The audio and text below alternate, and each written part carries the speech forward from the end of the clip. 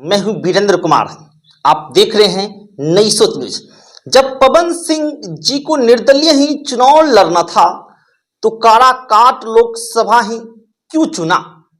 मतलब कि पवन सिंह चाहते तो आरा से भी चुनाव लड़ सकते थे।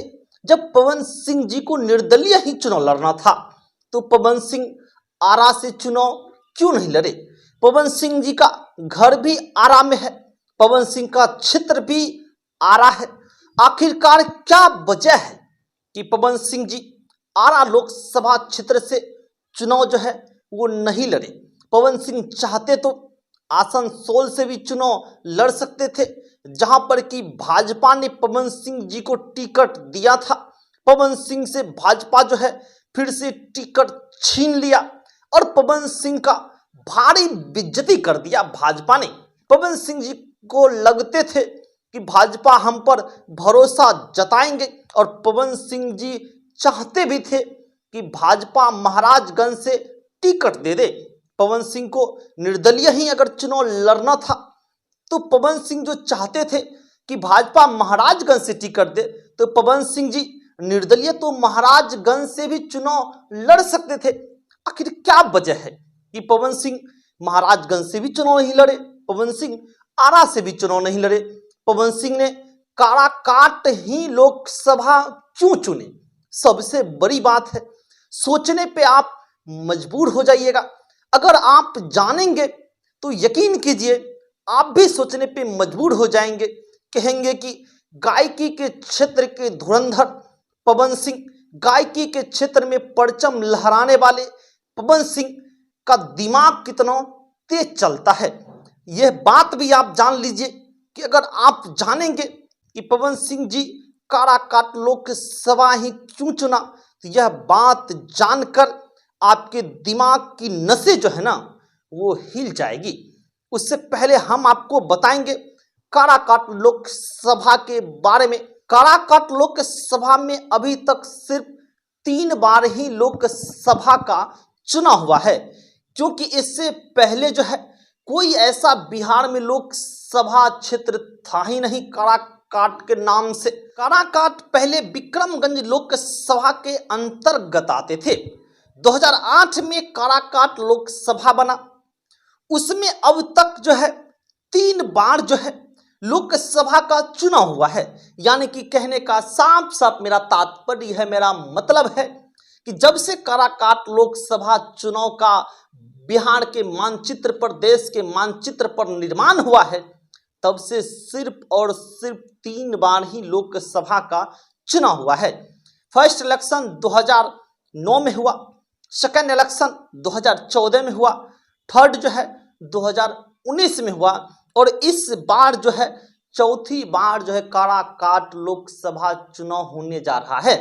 लेकिन उससे पहले हम आपको समझाते हैं कौन कैसे लोकसभा का चुनाव जीते हैं, तब आपको समझ आएंगे कि पवन सिंह का क्या दिमाग है। भाई साहब, पवन सिंह ने क्या दिमाग लगाया है। 2009 के बारे में हम आपको बताते हैं।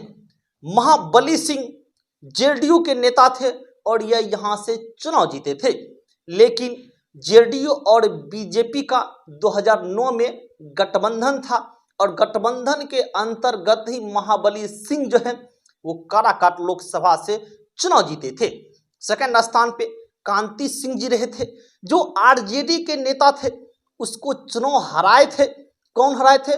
महाबली सिंह। यानी कि महाबली सिंह 1 नंबर पे थे, दूसरे नंबर पे कांति सिंह थे, तीसरे नंबर पर अवधेश कुमार सिंह थे भारतीय राष्ट्रीय कांग्रेस के, और चौथे नंबर पर सीपीआई एमएल के नेता राजा राम सिंह थे चौथे नंबर पर। 2009 में राजा राम सिंह जी की कोई भी काराकाट लोकसभा में हैसियत नहीं थी। 2014 में पूरी तरह से आप देखेंगे तो यह समीकरण बदल गया। बदलने का रीजन कि नीतीश कुमार जो है भाजपा से अलग हो गई थी 2014 के लोकसभा चुनाव में, और 2014 में यहां से टिकट मिला राष्ट्रीय लोक समता पार्टी के उपेंद्र कुशवाहा जी को, और टिकट भी मिला और यहां से उपेंद्र कुशवाहा जी चुनाव भी जीते। 2014 में फिर से आरजेडी के कांति सिंह सेकंड स्थान पर है और 2019 में जेडीयू पार्टी के नेता महाबली सिंह तीसरे नंबर की पार्टी बन गए, यानी कि जो जीते हुए कैंडिडेट थे महाबली सिंह, वो तीसरे नंबर की पार्टी बन गई। इससे तो एक बात तो साफ साफ पता चलता है कि जेडीयू का कहीं ना कहीं जो है वो पावर तो घटा है। 2009 में कांति सिंह सेकंड में, इसके आंकड़ों से पता आपको चल जाएगा कि भाई साहब पवन सिंह ने काराकाट लोकसभा को ही क्यों चुना, ये आपको पता चल जाएगा। महाबली सिंह जेडीयू के उम्मीदवार होते हैं 2019 में, और आपको पता है कि जेडीयू और बीजेपी गठबंधन में होते हैं, यानी कि सभी दल जो है जेडीयू के और बीजेपी के, एलजेपी के, ये सभी गठबंधन बनाकर चुनाव लड़ते हैं और इस बार यहां से चुनाव जीत जाते हैं महाबली सिंह, और उस बार बीजेपी से गठबंधन तोड़ लेते हैं और इस बार जो है 2019 में उपेंद्र कुशवाहा चुनाव हार जाते हैं और राजा राम तीसरे नंबर पा जाते हैं। इससे तो यह पता चल गया कि 3 बार जो चुनाव हुआ है, 3 बार में कोई ना कोई बीजेपी जेडीयू अर्थात कह सकते हैं आप बीजेपी के गठबंधन दल के नेता ही चुनाव जीते हैं। जेडीयू महाबली सिंह जो है 2019 में चुनाव जीते थे और उस समय जो है उपेंद्र कुशवाहा जी सेकंड स्थान पे चुनाव थे। बीजेपी पार्टी की तूती बोलती है काराकाट लोकसभा में। 2019 में महाबली सिंह चुनाव जीते थे, उसका टिकट काट कर इस बार जो है 2024 में उपेंद्र कुशवाहा जी को दे दिए हैं। अगर पवन सिंह यहां से चुनाव नहीं लड़ते तो हम 100% सत्य कहते हैं कि यहां से उपेंद्र कुशवाहा जी चुनाव जीत जाते।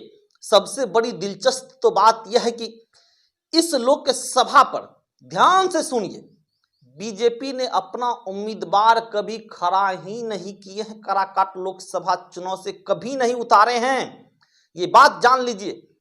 यहां से उपेंद्र कुशवाहा चुनाव लड़ते रहे हैं, यहां से नीतीश कुमार की पार्टी जेडीयू चुनाव लड़ते रहे हैं, जीतते भी रहे हैं। भाजपा ने अपना कभी भी उम्मीदवार नहीं उतारा। इस बार थोड़ा कहानी जो है वो बदल गया है। आपको पता है कि पवन सिंह की भाजपा से कितनी नजदीकी है, तो तेजस्वी यादव से भी उनकी दूरी बहुत ज्यादा नहीं है।